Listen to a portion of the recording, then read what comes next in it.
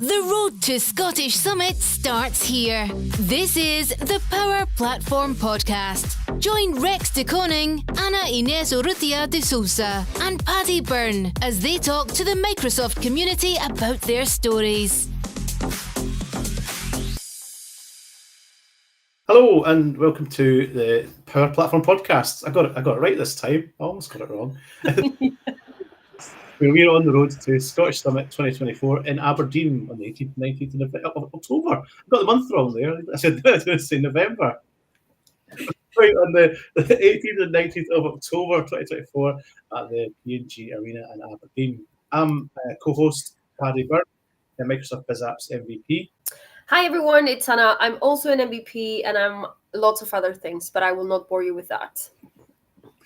I'm Rex de Koning. I'm not an MVP, but I do work with Azure infrastructure. And I'm Sara Fennah. I'm a Microsoft certified trainer, primarily also an MVP, and working on Rex. Welcome, Sarah. Welcome. This time will come. We'll see. Okay, good. We're trying to find out how the dynamic goes of this podcast, as you can see. But Sarah, we've been discussing, we're going to start with an icebreaker, and we were thinking about ways where we can get to know you that are not technology-wise. Because I know you do lots of stuff in the technology world, but you do some other stuff and not the technology world. So we were discussing, and we've seen that there's a constant across all the events about you and your nails. Mm-hmm. So Paddy came up with a very smart question, and I'm going to throw you in front of the bus here. If you had to do someone's nails, dead or alive, who would be and which design?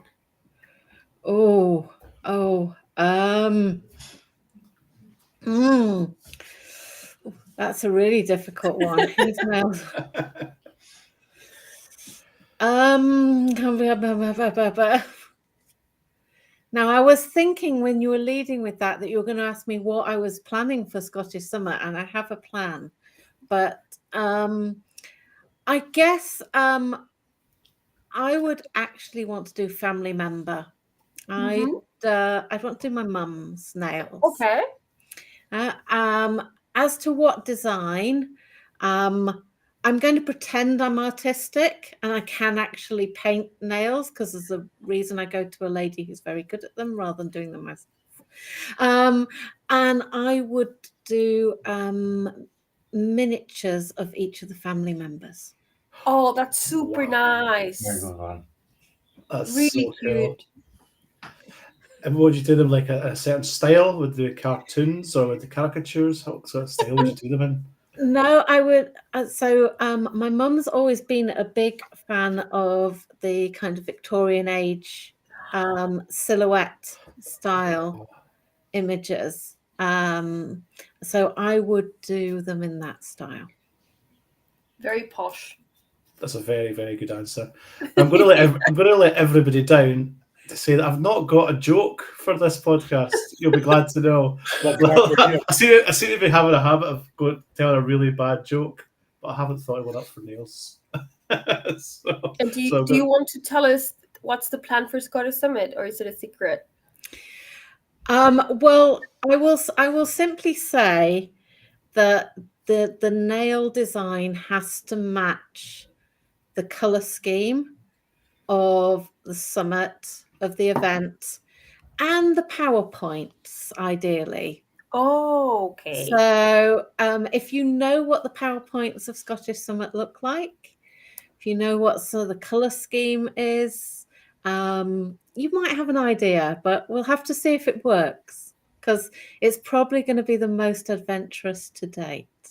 Oh, okay. Nice. I like the mystery. Teaser. That's for sure. I think the first time I met you, Sarah, you did my nails with MVP logos. I don't know if it was MVP logos or some sort of logo. Yeah, well, it started off with trying to work out how to do MVP logos and MCT logos and project logos, and I printed them on the printer. and used water slide paper. I've even got a whole blog post about it. But then I found early this year this wonderful lady who lives local to me, who is just absolutely amazing. All of the ones I've posted this year have all been her freehand painting. What? Yeah. Very precise, like very interesting. Apparently I am her biggest challenge. Until you take your mum in, sir. Yeah, I'm going to take my mum in for that design. I might have to work on that one. All right. Well, Sarah, we all know you. For the people that don't know you, what do you do in your daily role, both professionally or in the community? Actually, the two are quite similar. I like to say my job is my hobby to a certain extent. So my day-to-day job is delivering training on Microsoft 365 products, which this year seems to be all something to do with AI. You might have heard this little thing, Copilot. I'm sure. What is that? Yeah, well, if you don't know now, you will do by the end of this year. I can promise you that. I've been focusing a lot on Copilot training, end user, but also looking at the purview and SharePoint requirements in your tenant around those. But so primarily training across the whole of the Microsoft 365 suite. I started in SharePoint. I've ended up in security and compliance with apps in the middle. And basically, I just love talking about the products and trying to help people understand them and get more out of them. It's an excellent place to be when you can make your hobby your job as well, isn't it? Mm-hmm. Exactly. I'm doing a talk tomorrow at my local primary school, it's my wee boys' school, about being a solutions. That's Skills Day. So we're doing. I'm going to say what's the solution that day, what skills you need to be a solutions architect, and what Microsoft product stuff. And that I'm going to give them some homework, and like tell them the best thing about my job is just that I play all day with all the cool boys, and that's the homework, that task I'm going to set them, is just to go be inquisitive. We teach them the word inquisitive and then tell them to go and play, because I just have so much fun playing with stuff. I just get to talk about the technology that I love, both in my day job and in the community stuff that we do. And in fact, the community is quite nice because there we're doing snippets, so I can get to focus on a short session on a particular feature or particular technology, maybe something I haven't had the opportunity to do training on so much, or a different angle. And then obviously helping people when they come back to you and say, what did you mean when you said that? So you have a bit of aftercare after the training sessions as well, do you, Sarah? Well, I mean, that is actually probably my biggest contribution, if you like, as an MVP, and where I spend most of my time is the continuing contact that I have with customers, with other trainers, with other people in the community who get in touch and ask questions. Now, obviously, we all know when you're working full time and you've got your community contributions, it can take a lot of your time. So I'm not the fastest response, but I do like to try and keep in touch with people. That's excellent. So talking about Scottish Summit, we're doing a sort of past, present, future sort of question format. Have you got any tales from Scottish Summit past, either highlights, funny stories, or anything at all that you can tell us about Scottish Summit that you previously attended? Well, I like to think of Scottish Summit as one of the most friendly summits you can go to. So if I look back over my kind of integration into the community, I really started getting involved in 2018, 2019. And I went to Scottish Summit as an attendee right at the beginning of 2020. And it was my first full tech community conference that I'd attended. And I was really nervous. I was terrified. And it was so friendly. I didn't feel like an outsider at all. You know, you walk into this big conference on your own. You're terrified. You don't know anyone. The people you do recognize, you look up to because they're huge figures in the community. And everyone was really friendly. And I thought, well, yeah, I want to do more here. I want to be more involved. Of course, COVID changed things for a year or so, but then I did get the opportunity to be involved in the virtual Scottish Summit. And then when we were back in person, I was there like a shot, and really lucky to be involved in speaking, a little bit of volunteering. And yeah, as I say, I credit Scottish Summit with giving me the confidence to give it a go. I think that throughout the people that we had interviewed already, we found this pattern, and I think like I recognized the same feeling in myself when I started. I also was involved in the online, and then I had the opportunity to go live and like in person, and it was the same feeling. So I find it very heartwarming that we all feel the same towards an event that is so great. And as a female speaker, there's one other thing that I really love about Scottish Summit. And it might seem very odd to say this, but I have to queue for the ladies. And I love the fact that I'm going to a technology event, and you can tell by the fact it's something that we notice that it's not normal at a technology event to have to queue for the ladies. So it is lovely to see so many other females attending and speaking and getting involved as well. So I love the inclusiveness, and that's just one example. Fantastic. Yeah, that Scottish Summit 2020, that was, I did the Dynamics 365 Saturday one before that as an attendee, and that blew my mind. That was one of my sort of 3 pivotal points of getting into the community. Then in 2020, I did the lanyards, so I got to meet just about everybody coming in. And I mean, there's some people coming in who I'd been following for years, and I was just starstruck.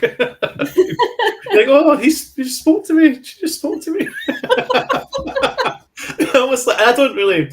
I used to work in the cinema, and I used to meet loads of famous people in the bar in the cinema because the Edinburgh Film Festival used to be on. And I met Sean Connery, met Kylie, and all this. And I'd never really been bothered with celebrity. But Scottish Summit 2020, that was like my celebrity. I was thinking, oh, should I ask? It's true, isn't it? When you first start getting involved, meeting these figures, these well-known people in the community, it does feel very much like you're meeting the stars of the show. And then the more you get involved, the more you realize how friendly everyone is, and then you start to get more involved and you start speaking, and it turns on its head, and people come to you as if you're the star of the show, and it makes you just realize how much people are perfectly normal. All of these wonderful famous speakers, they're actually normal human beings. Yeah, you've hit the nail on the head there, Sarah. Definitely. Yeah, I think that the lanyards is the best excuse to get involved in the event, right? Because Rex, that was your experience. That was your experience, Patty. Yeah. To get in. Yeah. Good. Still do that at a lot of events. Always It's the perfect excuse to meet people, right? Yeah, you get to meet every single person. Sarah, when it comes to the we have, of course, the Scottish Summit coming up. And what is your involvement in like this upcoming event? Would you like to share with us? So I am speaking. I'm also volunteering and helping out with the organisation as much as I can, time permitting. So again, it's just more ways to be involved and more excuses to sit and chat to my friends on an evening sometimes. Yeah, what are you most looking forward to on this edition? Well, I'm absolutely fascinated to see the new venue and the energy of such a large event is going to be amazing. And couple that with the friendliness of Scottish Summit. I think it's going to be an absolutely fascinating event. But for me individually, I'm looking forward to meeting up with friends in the community and all the new friends I'm going to make, all the people I haven't yet met. Yeah, and we're lucky that every edition we have more like new people coming.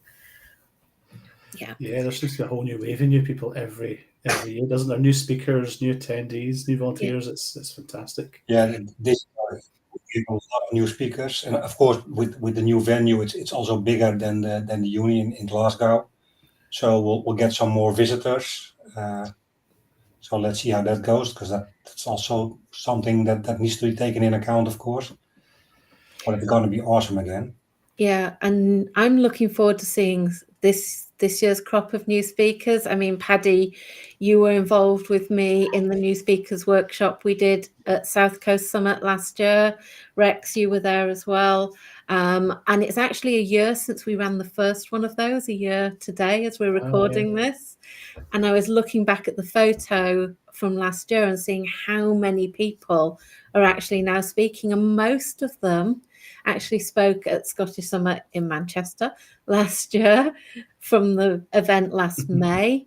And you know, I'm really excited to see how many of the ones from October's event we're going to get this year.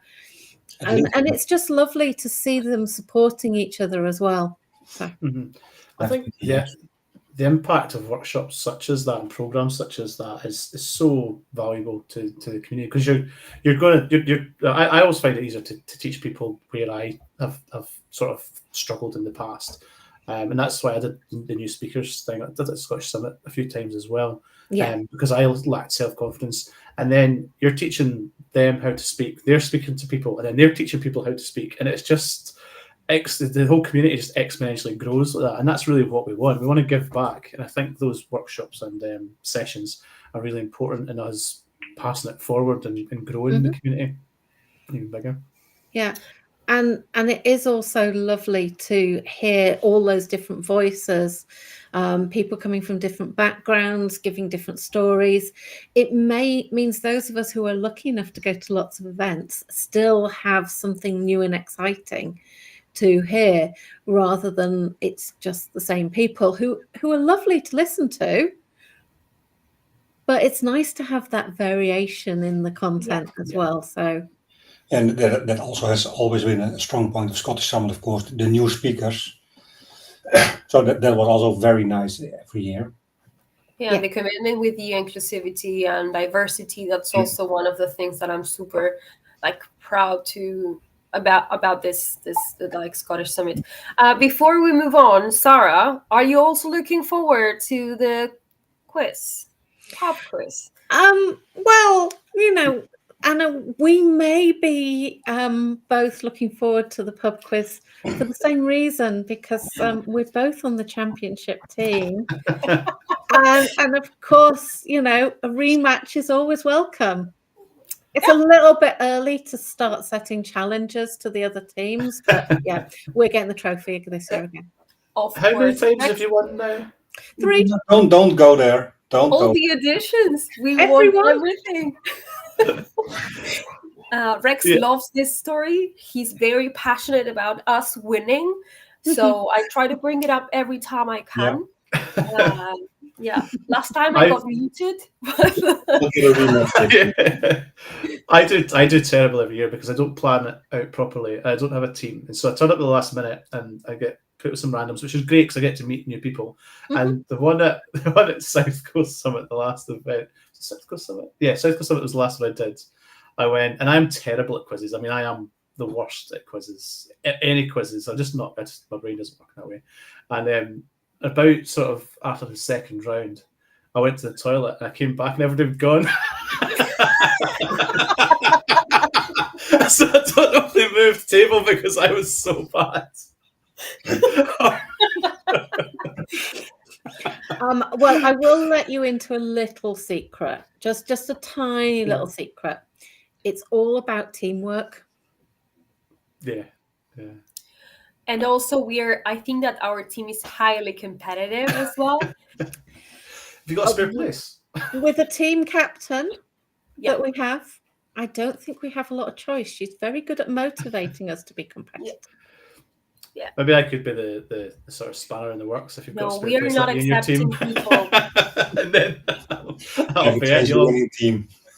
Our team already have all of their tickets.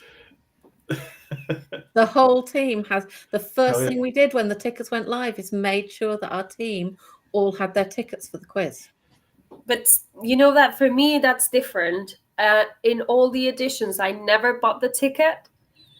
And I end up like someone from the team gives me the ticket. So I'm not going to do it differently this time.